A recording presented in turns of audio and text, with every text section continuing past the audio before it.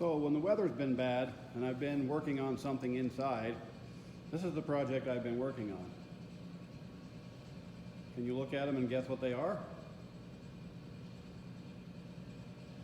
All right, enough time. So what they are is I have these chintzy little rings, casing rings that hold my windows in, and they flex to the point where they hardly hold the window in, and they're angled and tipped and they look stupid. So I am making these pieces out of 1/8 inch thick steel. I had these corners, these T's right here, cut on the next door neighbor. His metal shop has a laser cutter. He cut those, and he cut these outside corners for me, and then I'm just welding these straps in. Then I've got two holes. The inner hole will be a screw going into the window, and the outer hole will be a screw going into the wall. So that way it needs to be held in well. I'll be able to pull the window in tight and not have an ugly angled thing. But I didn't want to build them out of wood, although I'm a woodworker, because I didn't want big bulky things on there. I wanted them sleek. So that's what I'm doing. I've got two doubles in the rear in the master bedroom, and then in the family room I've got two doubles as well, and then one single, which is right over there for the 9th window. Now, so I've got these all done, and I got a little sanding and touch up to do on them before they're ready to paint, but this is the next thing I'm having to do to them. I'm having to put this liner in there, so it'll go in and contact the window, almost contact the window, so that you can't see into the end of all my wood and everything. So this one's actually upside down, obviously, but I'm putting that inside strap on right now, bending it around the corners and tacking it on there.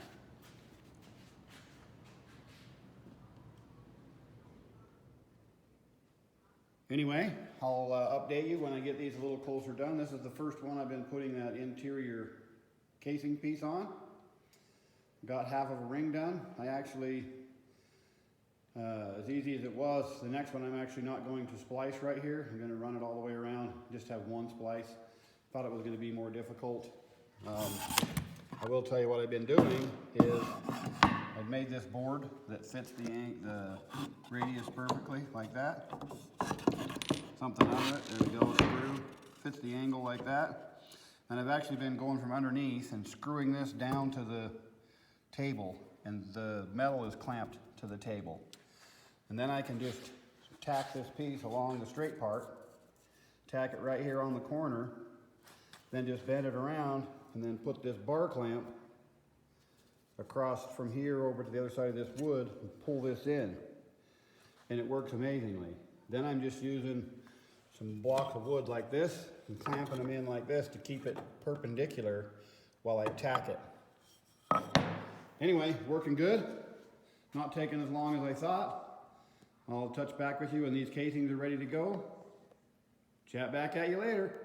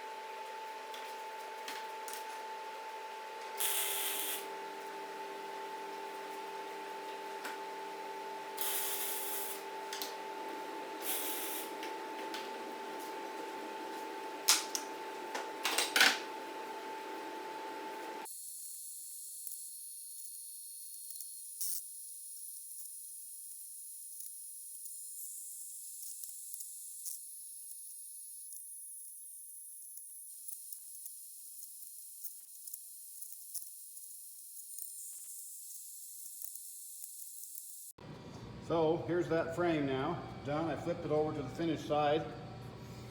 You'll see there how it just kind of comes around. This part will go in right here and touch pretty close to the window, about 1/8 of an inch gap.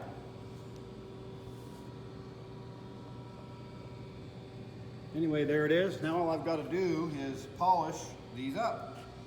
Finish grinding the seams, remove all the scale.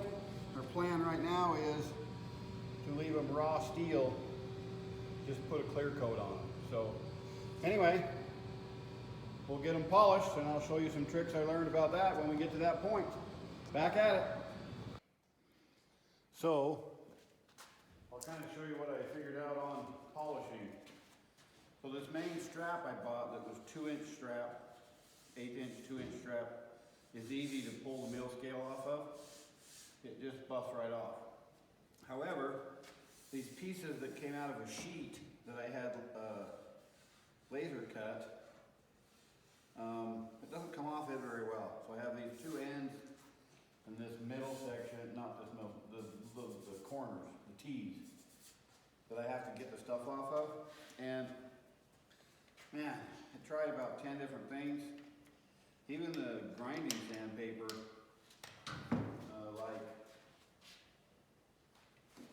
anyway, I guess they're over here. Even the grinding sandpaper that I've been putting on this pad and running it in a 36 grit, it starts to take it off for about 4 or 5 square inches, and then it just clogs the paper and it just starts glazing over it, polishing it, but it doesn't actually remove it. So I got on YouTube, did a little searching, and the guy on there said to use these Scotch-Brite FX stripping pads. I couldn't find any locally. I did order some on Amazon, but I'll have this project done before they get here, but it'll be nice to have them for future projects. But I did find these, it's called an FX cup made by Walter down at the welding store. And I'm on my second one, but this is the last frame. And they did work pretty good. They're 20 bucks, which is the downside to it. And there's still a lot of work. But I'll go ahead and polish this side up. My first step is to get rid of all the mill scale. So I'll get to that point and then talk back at you.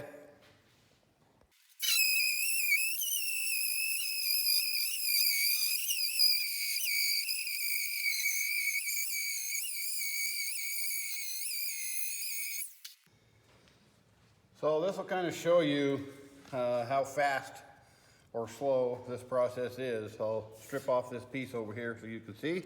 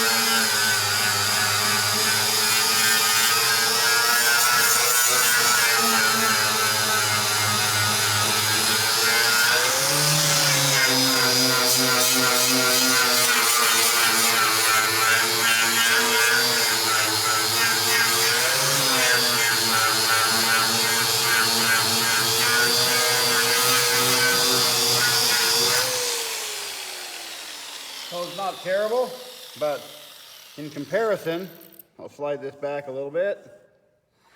You can see this is the strap versus the plate.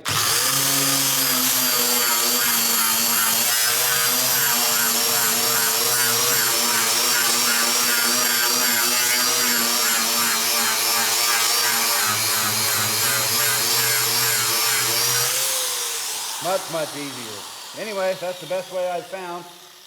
I know you can use muriatic acid, and I have some, but the last time I did that, rusted half the equipment in my shop just from doing a little teeny piece, so I wasn't really interested in going that direction. Kind of messy. Anyway, back at it. All right, so now I've got all the mill scale off around the whole project. And so now the next process of polishing this up is when I ground the welds flush, I used a 36 grit. And so now I'm using an 80 grit just to polish out all the scratches the best I can before I go to the Scotch-Brite pad. So I got weld here, here, and here, but this whole thing's pretty much been ground on. So I'm going to work this whole area with an 80 grit, holding it flat so it doesn't make any holes. So this is my first architectural finished steel project. I've always just been doing structural steel where, you know, needed to look okay but didn't need to look amazing. I've always just used flapper discs or grinder wheels. My neighbor, who does all kinds of amazing steel work, told me to get this backer disc with these sander pads on them. And the advantage to that is it keeps the process flat. It doesn't make digs and holes. So if I keep this fairly flat, just barely on the edge, then it doesn't dig holes and it makes the whole thing flat. So when we polish it out, there's no grooves or digs or anything like that in it. So pretty much, I don't have to do much work here. Just have to smooth it over and make sure that all of the scratches that are made from a coarser grit than this 80 are gone.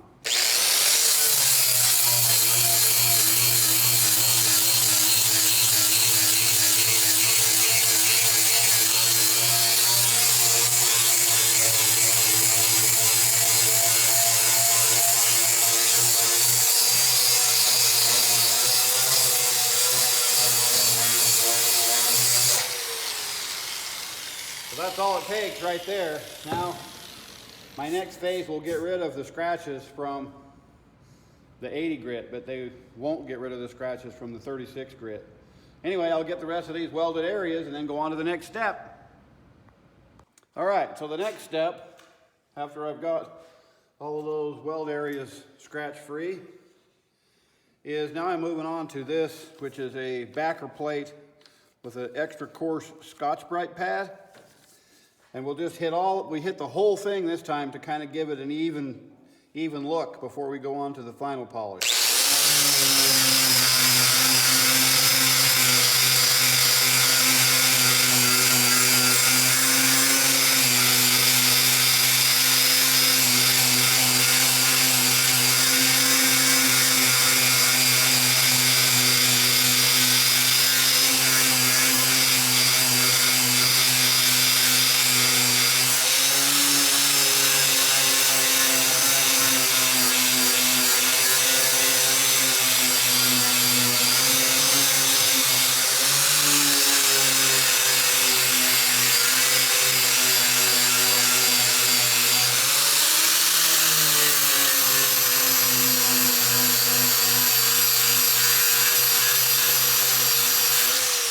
Anyway, that's all there is to this phase. I'll get the rest of it.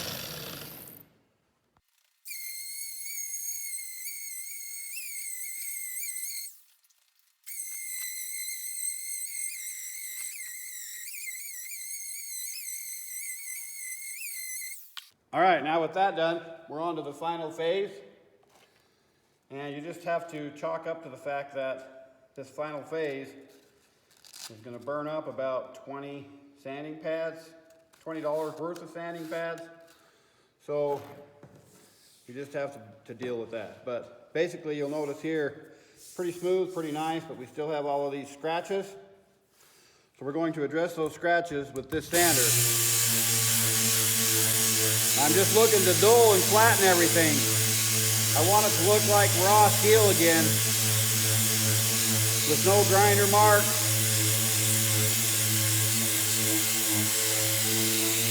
So basically, with one pad, I can only really get like 1 3-foot end. And then the pad is worn out.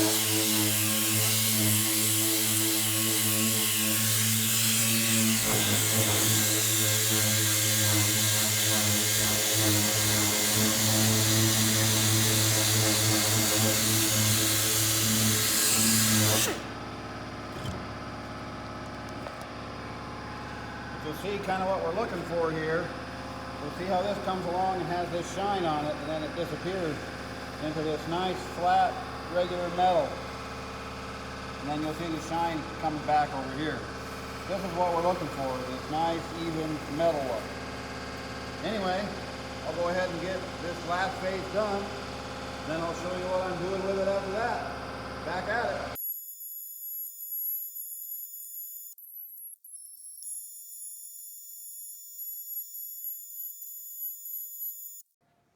All right, with that done, we're on to the next phase, which is put some finish on it.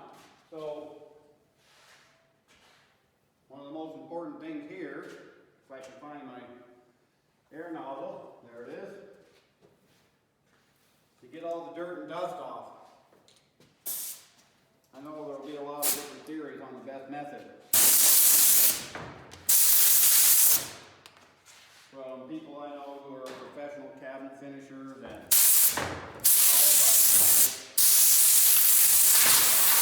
They don't really use tack rags because tack rags can leave a residue that actually leaves marks. So my theory is that I go over it with an air nozzle, making sure that I hit it with my hand as I go, because I've noticed even though you spray it with a lot of air pressure, a lot of times it'll leave dust particles on it if it's not rubbed with something. I don't want my air nozzle spraying a little water, because the person who put my stuff in didn't pay attention to the rain. So usually if I spray it a little bit, it'll stop.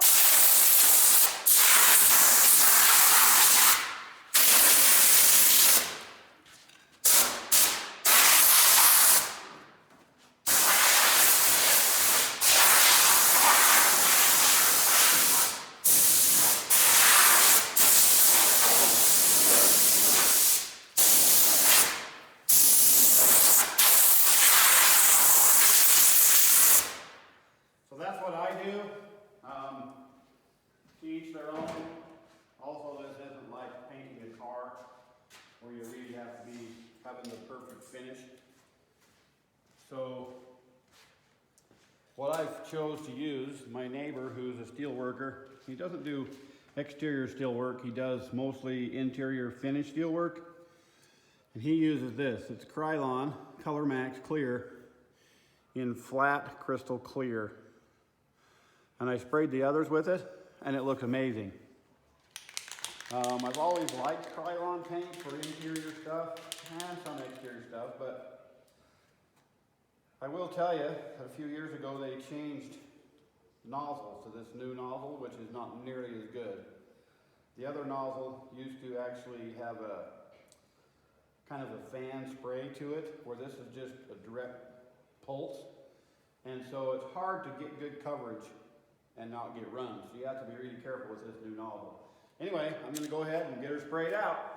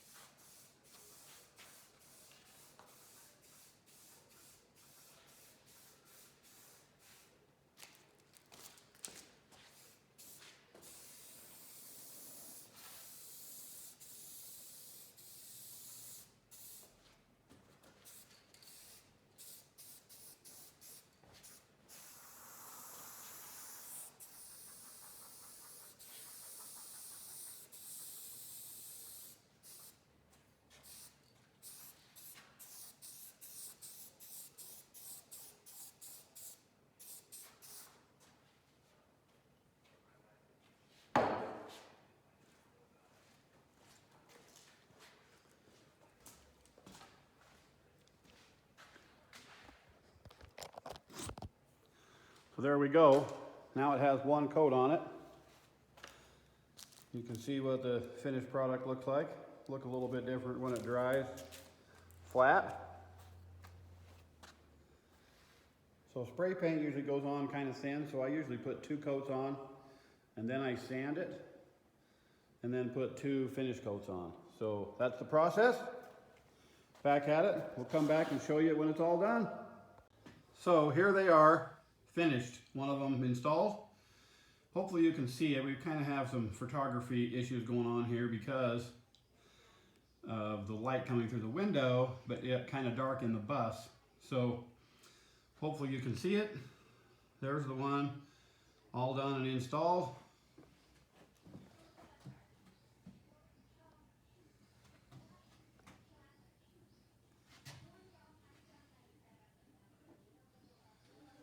I think they turned out pretty good. They hold the windows in way better. I got the right weather strip under them now, was able to pull them in tight. Obviously I'm missing a few screws. I don't know why I drilled so many holes, but I kind of followed the pattern of what was here. Now I've been putting screws in for an hour. If I had to do again, less holes. You can see over here, maybe, so that'll help you, how far apart they were on these old frames. See, there's the old frames right there. And so I kind of put the screws in the same spots as the old frames on the new frames. But I don't think I needed that many. Anyway, there's a little side project out of the way. Window casings. I mean, I'm not quite out of the way. I do have 3 more to put in, but I need to wait and put the last one in because I need to bring the fridge through the window. But anyway, there they are. I'm going to go ahead and end this video here. The next video will be on the walls. We'll show you what we're doing on the walls. We've started that direction. We'll get going on them, but this one to show you what my decision and plans were for the windows. Go ahead and subscribe and like if you haven't. I'm always open for suggestions or comments. We'll see you next time.